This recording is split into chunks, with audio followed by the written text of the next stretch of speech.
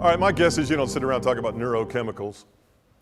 So I thought we'd take less than 5 minutes to do that, but give you enough information that you would say, wow, that's pretty cool. Because it is pretty cool.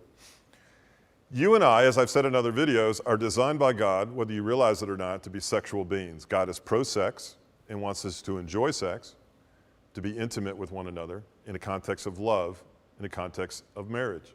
We are designed physically, emotionally, intellectually, psychologically, anatomically, equipped to be sexual beings. And in addition to that, our brains, probably the most important sex organ in the body, is designed to be sexual as well. Now, what do I mean by that? We are designed as human beings to have a chemical propensity to enjoy sexuality. God intended for that to happen. The problem is, it gets distorted and misapplied in life. I look at it this way. God has provided each of us with a biopharmacy for sexuality. He has provided for us the drugs or the chemicals in our body to help us enjoy sexuality as it's supposed to be enjoyed in the context of marriage. Now, what are these chemicals? Well, these chemicals are affecting our lives on a daily basis, these neurochemicals.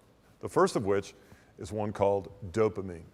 Dopamine is prevalent more in men, and you've maybe heard the term dopamine wash, the wash over the brain of this chemical. Dopamine elicits in us a sense of excitement when we enter into what is perceived to be risky behavior. You've seen extreme sports on ESPN, bungee jumping, people that get into gambling, risky behaviors. We call them adrenaline junkies, but in part, dopamine is a big factor in washing over the brain to cause a sense of excitement. Dopamine is meant for us to wash over our brain to turn us on to our spouse in the context of a marriage as God designed it. But dopamine, not in that context, can be incredibly destructive, to say the least. If you ever sat down at a blackjack table and you're incredibly excited about what you're about to do, and you realize you're kind of out of yourself, that you're now engaged in something that you don't want to stop, you maybe can't stop. You sat down to a video game and you start playing for hours, dopamine rush, dopamine rush, dopamine rush, reinforced by increased levels of excitement. That's dopamine. Guys are into it, and they have it. Oxytocin, a second neurochemical, is more prevalent in women. Oxytocin is what is released as a woman goes into labor, having a child, or nursing a baby. What is the purpose of oxytocin? Oxytocin in part deals with pain, but it also deals with bonding. A woman is chemically equipped to bond with another human being. Oxytocin is released when a woman feels held, when she's safe, even non-sexual touch. She's safe, she's cared for, she feels secure and special. Oxytocin is a bonding agent in the body of a woman. Vasopressin, on the other hand, is a neurochemical found in males to help them bond. Here's the thing. The more a man pursues inappropriate sexuality or multiple relationships, the dopamine causes him to want more and more and more and more. And of course, he bonds less and less and less. That doesn't work, especially when a woman who enters into sexual relationships, oxytocin is released and she wants to bond.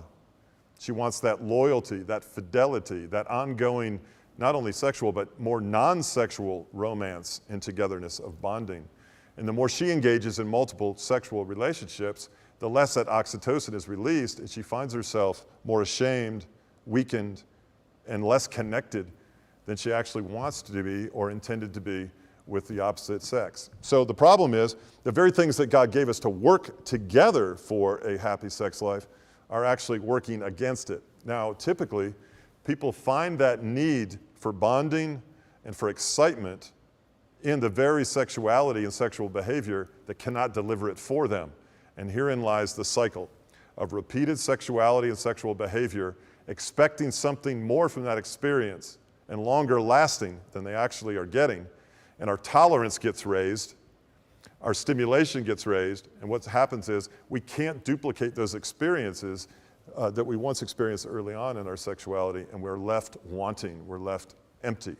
These are neurochemicals God intended for a certain specific purpose of incredible sex life that are now, unfortunately, working against us. Something for your consideration. Let's move on deeper into this subject as we learn more on how to grow sexually.